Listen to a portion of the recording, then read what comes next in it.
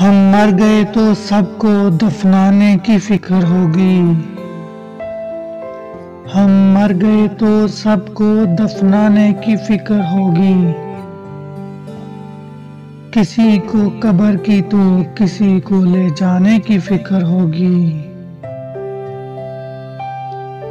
मेरा नाम पुकारा जाएगा मस्जिद के मीनारों में।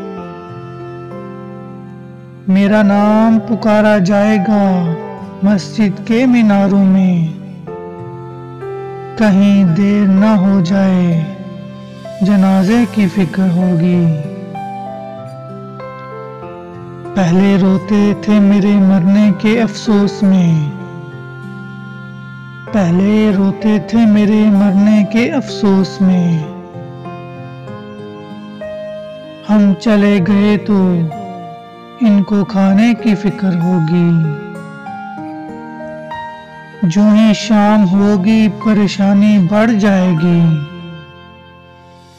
जो ही शाम होगी परेशानी बढ़ जाएगी।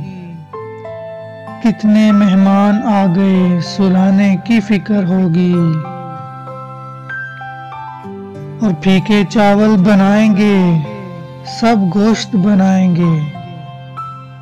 फीके चावल बनाएंगे सब गोश्त बनाएंगे। सबको बरादरी में इज्जत बनाने की फिक्र होगी। हम मर गए तो सबको दफनाने की फिक्र होगी। किसी को कब्र की तो किसी को ले जाने की फिक्र होगी।